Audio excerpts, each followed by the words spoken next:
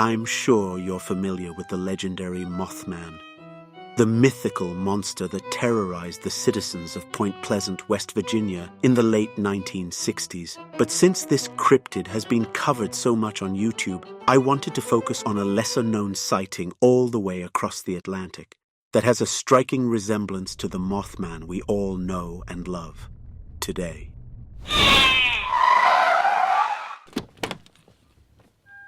So, I welcome you to my new series, Myth or Mortal, and tonight we are diving deep into the mystery that is the British Mothman. Our story begins in 1963 in Hythe, a small town on the south coast of England. It was a cold November night when John Flaxton, his friend Mervyn Hutchinson and their two girlfriends were walking home from a dance. The air was crisp, and the night was still as they walked down a lonely country road near Sandling Park. John was stargazing when he noticed something unusual in the sky, a bright light that at first glance he thought was a shooting star. But this was brighter than any falling star he had ever seen before, and one of his friends pointed out that it was closer than any of the other stars as well. Too close. The group watched as the light moved across the sky above them, growing closer and closer until it suddenly stopped, hovering just ahead a little further down the road. It was a bright golden oval, glowing intensely and obscuring whatever was behind it. They stood there, feeling both scared and intrigued. After what felt like several minutes but was probably only a few seconds, the light moved behind some trees in the park and disappeared. John described a strange feeling washed over him, a sudden coldness that seeped into his bones. The initial fascination suddenly turned very quickly into fear, although they couldn't pinpoint exactly what they were afraid of. Just an overwhelming sense that whatever they had just seen was something they shouldn't have. Deciding they wanted to get away from the situation as quickly as possible, the group began to run. And as soon as they did, the light reappeared, emerging out from the trees as though it was reacting to them. The light was now about 200 feet away, hovering 10 feet in the air over a field. And then they noticed another peculiar detail. When they ran, it followed them quickly, but if they stopped, it stopped too. The four of them stood still and watched as the light hovered before lowering behind some trees again, as if it needed them to be still before it could continue with whatever it was trying to do. The light vanished, leaving them in an eerie silence. Suddenly, from the direction where the light had disappeared, they heard the snap of a twig, then the crack of a branch breaking, and then the unmistakable sound of heavy footsteps. Emerging from the darkness was a large, dark figure. It was the size of a man but had no discernible head, or at least no neck that would make a head stand out and be more noticeable. Its feet looked strange, possibly webbed, and it had large bat-like wings protruding from its back, hunched over its shoulders. The teenagers didn't wait to see what the figure wanted. They ran faster than they had ever run before, finally stopping when they felt they were far enough away.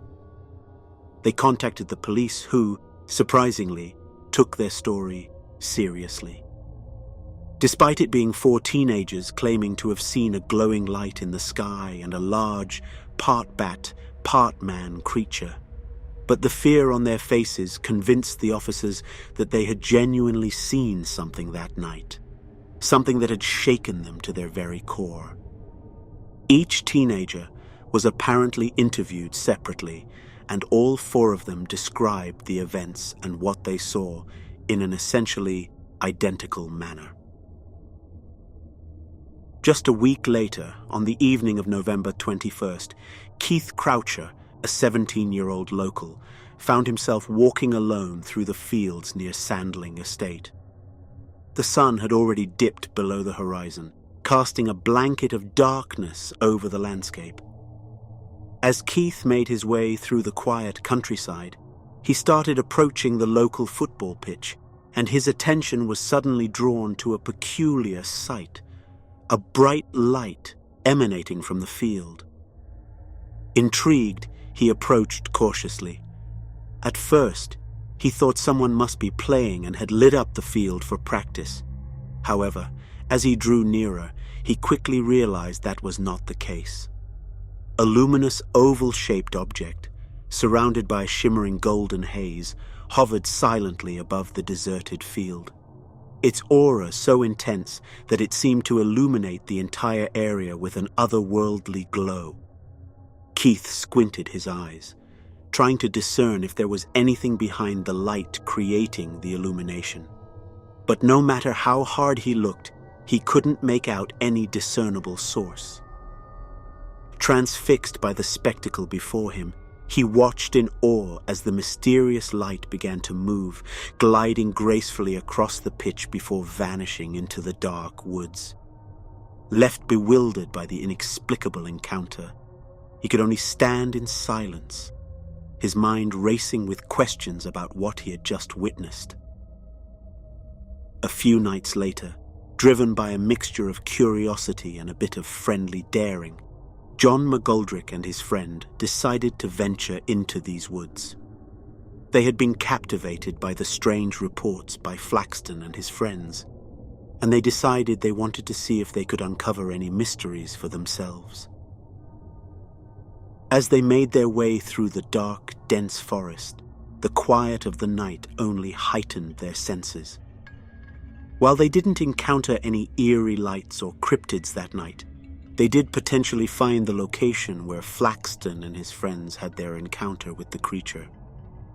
John stumbled upon a section of the woods where the underbrush was flattened, as if something massive had passed through, and nearby they discovered enormous footprints about 2 feet long, 9 inches wide, and 1 inch deep, deeply embedded in the soil. Excited and unnerved, John reported their findings. This drew the attention of 2 local journalists, who were initially skeptical but intrigued. They agreed to accompany John and his friend to the site a few weeks later, on December 11th. However, the journalists had their doubts, expecting to find nothing more than some fabricated tracks by the men themselves. As they neared the area in question, something unexpected happened. The forest all around them suddenly lit up with a large, radiant, pulsating glow. The light was so intense, illuminating the trees around them in a surreal display. All 4 men were struck with fear and awe, too scared to venture any further, and rather watched the mysterious light rooted to their spot for what must have felt like an eternity, though it was only about 30 minutes before the light faded away into the night. The experience left them with more questions than answers, deepening the enigma of what really lurked in those woods. Though they never found the source of the light or the origin of the footprints, their story from the woods became another chapter in the strange and compelling saga of the Kentish Mothman. Intriguingly, these sightings took place almost exactly 3 years before the notorious Point Pleasant Mothman encounters. The parallels between the two are uncanny. Both involve witnessing strange lights followed by chilling encounters with a large winged entity. While the Point Pleasant Mothman has become ingrained in American folklore, the mystery of the Hythe Mothman remains relatively obscure. Could these incidents be linked? Is the Hythe Mothman a distant relative of its American counterpart, or perhaps the same enigmatic being traversing continents? The striking similarities between these sightings certainly fuel speculation. Whether myth or mortal, the Mothman's mystery spans time and continents, and as we delve deeper into the unknown, only one truth remains. The witnesses hold the key. But amidst their stories, truth and deception dance. The Mothman's secrets may forever elude us, leaving us to wonder, will we ever truly know?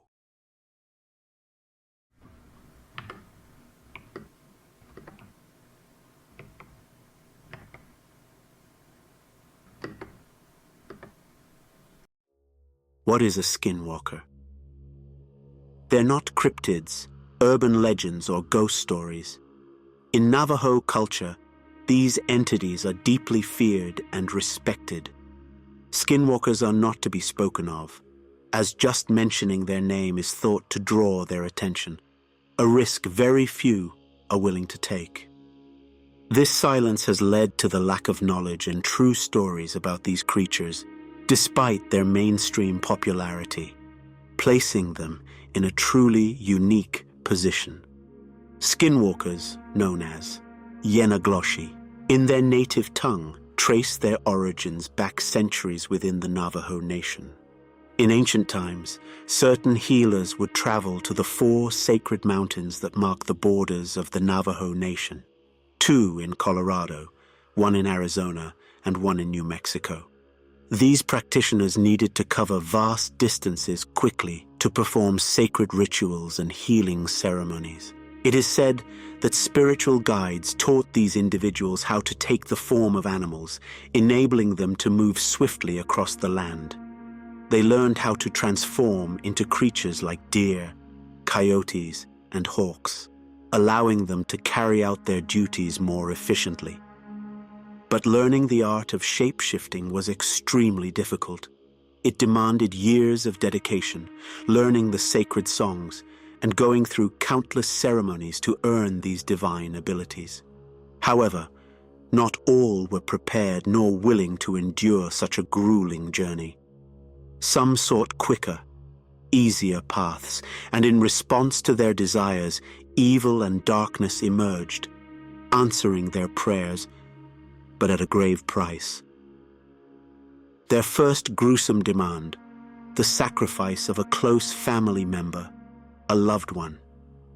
But this brutal act was only the beginning, the first step down the descent into the void that would consume and corrupt those who chose it, morphing them into evil skinwalkers. For those who ventured down this dark path, their actions marked the betrayal of everything Navajo, twisting the very essence of traditional healing into something defiled and vicious. They engaged in depraved practices and unspeakable rituals, violating everything sacred to the Navajo people. Unlike traditional Navajo healers and medicine men who work to protect and restore harmony with nature, skinwalkers use their knowledge and power for selfish and evil purposes. Skinwalkers embody anti-Navajo, the perversion of spiritual practices meant to bring balance and harmony. The Navajo Nation itself holds significant spiritual power, much of which is connected to the land, its mountains, and the ceremonies that are tied to the natural world. Skinwalkers are believed to draw their strength from these natural elements, especially within the boundaries of the Navajo Nation. Before shapeshifting, they must kill and skin an animal, decorate its hide with detailed designs and markings, and perform special rituals and ceremonies to prepare the skin, which they then wear to take the form of this very being. Skinwalkers possess unsettling abilities that transcend shapeshifting. They can mimic human voices with unsettling precision, replicating the voices of loved ones or children to lure unsuspecting victims into their grasp. This mimicry is often close, but not perfect, lacking the warmth and natural cadence of a genuine human voice. Skinwalkers are also incredibly fast, with witnesses claiming they've seen them sprinting alongside their speeding vehicles in the dead of night, matching their speed with a chilling ease. In rural areas of the Navajo Nation, where homes are spread far apart, dogs serve as protectors, alerting families to potential danger. However, Skinwalkers are known to silence these guard dogs using bone whistles and powders, allowing them to move unnoticed. Their weapons are made from natural elements, such as bone knives, darts, and powders made from human remains exhumed from graves. These tools are used to spread sickness, paralysis, and even death. To protect against skinwalkers, traditional ceremonial objects such as ash and cedar are used. These items hold spiritual significance and are incorporated into rituals designed to ward off malevolent forces. Maintaining vigilance and respect for spiritual traditions is crucial for safeguarding one's home and family against harmful influences. Even today, skinwalkers remain a profound taboo within Navajo culture and belief. Stories passed down through generations, emphasizing that skinwalkers are not merely a myth, but entities that continue to exist in the modern day. Now, let's hear a rare, authentic skinwalker story from the Tape Library.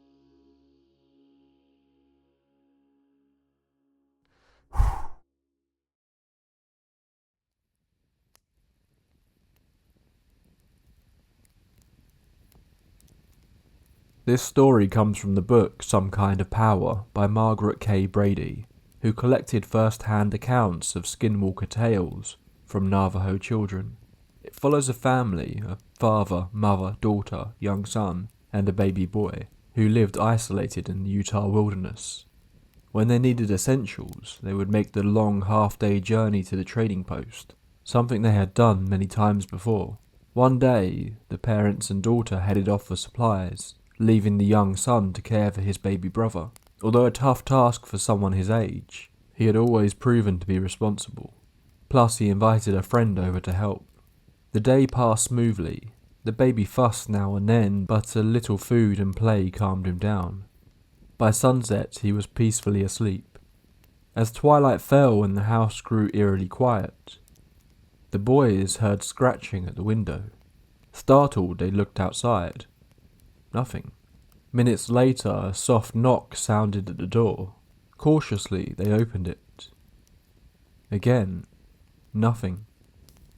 They tried to shrug it off, locking the door and turning their attention elsewhere. Just as the tension eased, a thunderous pounding erupted at the door, each hit growing louder and more aggressive, rattling its hinges.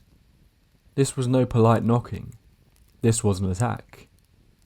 Someone was trying to force their way inside. Terrified, the friends scrambled out a back window and climbed onto the roof, but the boy, frozen in fear, crawled under the bed, squeezing his eyes shut, praying this nightmare would end. The pounding intensified, mixing with the baby's now frantic cries from the bed he was hiding under. In his panic, he had forgotten his baby brother. Now paralyzed, the boy couldn't bring himself to move, and then suddenly, everything went quiet.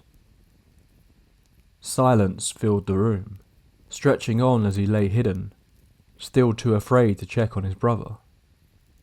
He remained frozen under the bed, each second stretching out, feeling like hours. Then another knock broke the silence, this time soft and familiar. His father's voice called out, asking to be let inside. Heart racing, he pressed his ear to the door and heard his mother and sister's voice as well, so he hesitantly unlocked it. But the relief was short-lived. The moment his father stepped in, he let out a blood-curdling scream. Slowly the boy turned around. There lay his baby brother, in a pool of blood, his tiny head missing. Through his shock and horror, the boy tried to explain the events, the pounding, the terror, the silence, but he insisted he hadn't heard anyone enter the house. Hearing this, his father went outside and found a blood trail leading away from their home, determined to catch whoever or whatever was responsible. He gathered his friends from town for a hunt. They followed the trail into the night, but it wasn't long before the blood vanished, leaving only footprints. Oddly, they seemed to change as they tracked them. first human, and then eventually morphing into the prints of a large wolf. After a few miles, just when the prints seemed to vanish, a faint glow appeared in the distance. A lonely house, standing still and silent in the night. The group exchanged uneasy glances. With weapons drawn, they approached the house and knocked. A large, tense silence followed. Just as they were about to force their way inside, the door slowly creaked open. An elderly couple stood there in the doorway, greeting them warmly, saying they hadn't seen or heard anything strange, but the father was adamant. He asked if he and his friends could take a look around, and the couple obliged. They searched the property and found nothing. Then, when they went inside the house, one of his friends noticed an old, worn, tattered rug in the corner. Lifting it, he revealed a secret cellar door. The father crept down into the dark, freezing cellar, his breath shallow and his heartbeat pounding in his ears. As his vision adjusted, he froze. A figure lurked in the corner, deathly still, eyes watching him. And as he scanned the cellar further, his stomach dropped. Rows of shelves lined the walls, each bearing several rotting human heads. But it was the two freshest ones directly above the figure's shoulder that made his blood run cold, staring back at him with the faces of his infant son and his son's friend. Without hesitation, the father fired at the figure, but the bullet seemed to have no effect. Right before his eyes, the figure began to shift, twisting and folding in on itself, melting into the ground until it took the form of a fox, and in one swift motion it darted up the stairs and out the door, disappearing into the night. No one caught a good look at its face, and when the father and his friends turned to the elderly couple, they were only met with a suffocating silence, their faces pale and drained. The elderly couple's silence was deafening. They wouldn't or couldn't reveal what they knew, either out of fear of the Skinwalker's vengeance, or because they were Skinwalkers themselves. Regardless, the tragic death of his son and the gruesome scene found in the basement led him and his friends to judge them guilty of that night's crime. And as they walked back to town, gunshots still echoed in their minds.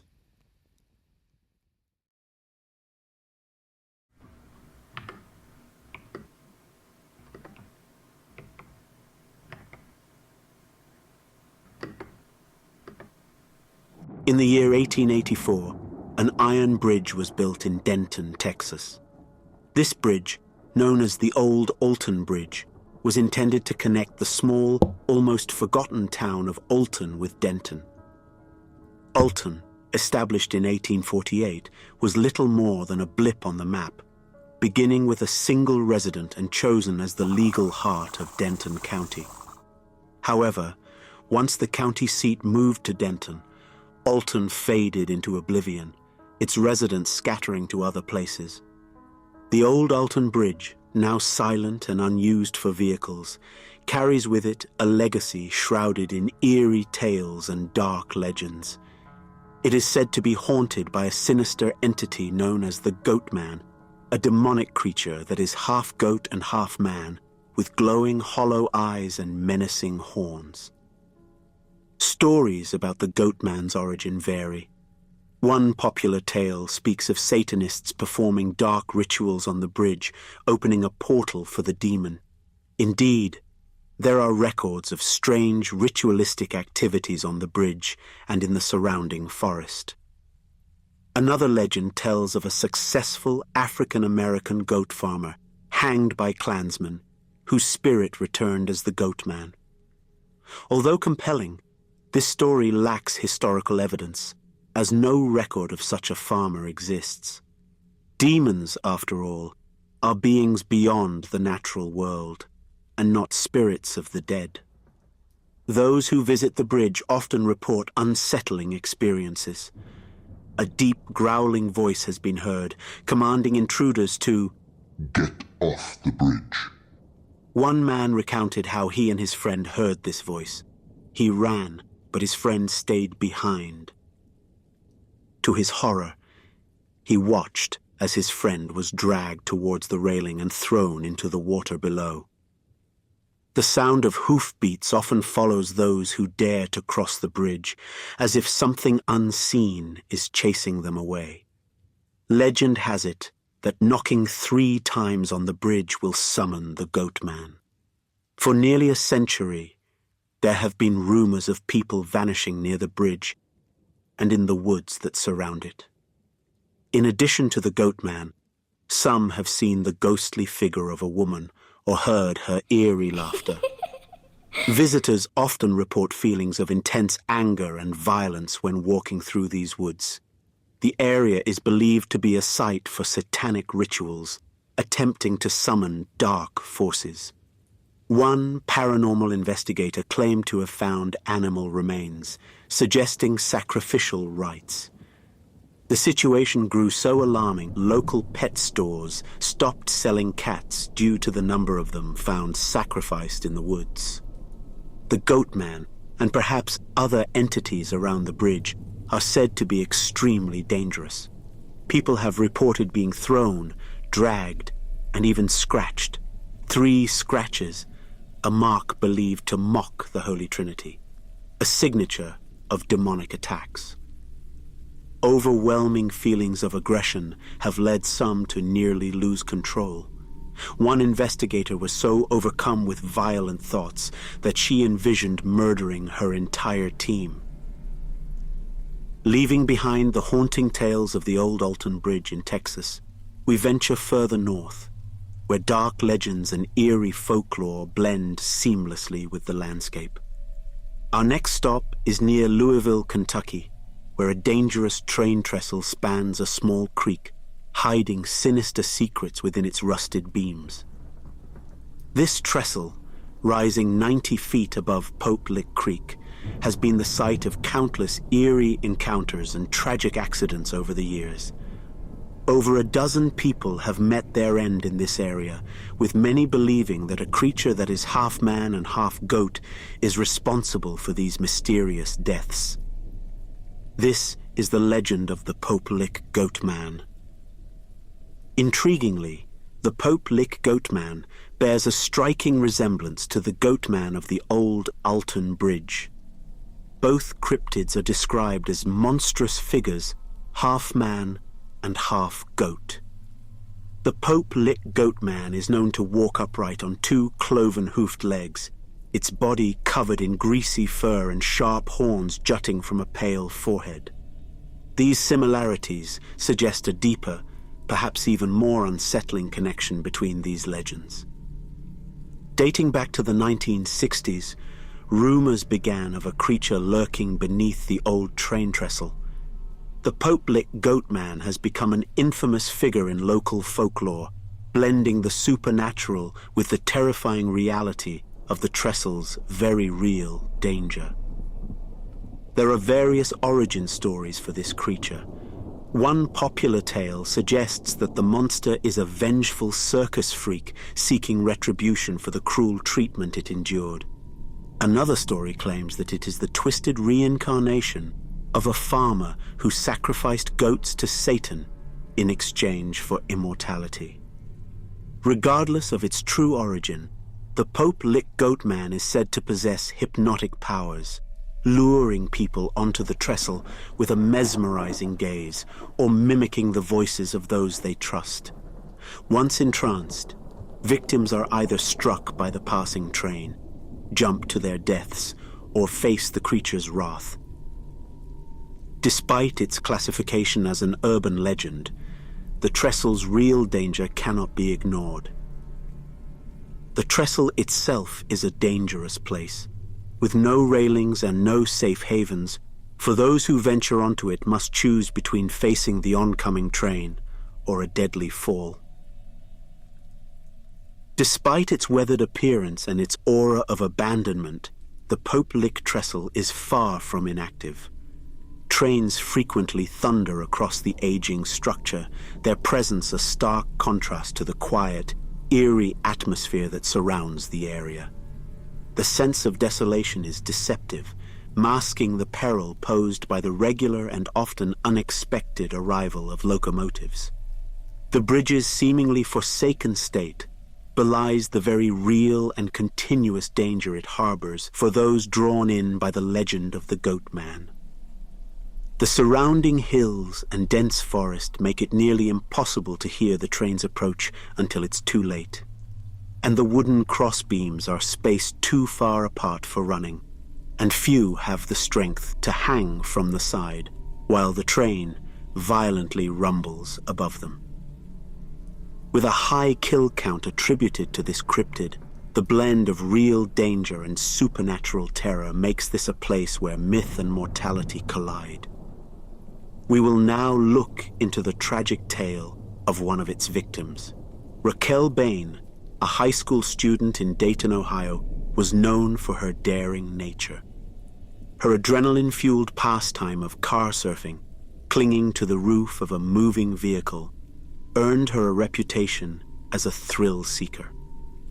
Raquel also had a penchant for exploring haunted locations to give herself a good scare. After high school, she channeled her energy into a career, earning a degree in surgical technology and working full-time as a surgical assistant by 2009. Around this time, she welcomed her first child, a son. Though her responsibilities grew, the thrill seeker within her never faded, though opportunities to indulge in it were rare. In April 2016, Raquel, then 26, saw a chance to rekindle her adventurous spirit. She proposed a road trip to Louisville, Kentucky to her new boyfriend of just 1 month, 41-year-old David Nee. Their destination, the notoriously eerie Waverly Hills Sanatorium. This former tuberculosis hospital, notorious for the suffering of its patients, closed in 1961 and became a hotspot for ghost hunters. The Waverly Hills Historical Society now offers night tours, feeding into its chilling reputation. David, despite his reluctance, agreed to accompany Raquel. On the afternoon of April 23rd, they embarked on their journey, arriving in Louisville 3 hours later. With some time to kill before their 10 p.m. tour, Raquel suggested they visit the Pope Lick Trestle, a dilapidated old bridge infamous for its legend of the Pope Lick Goatman, a half-goat, half-man creature said to lure trespassers to their doom. Although wary, David couldn't resist Raquel's enthusiasm.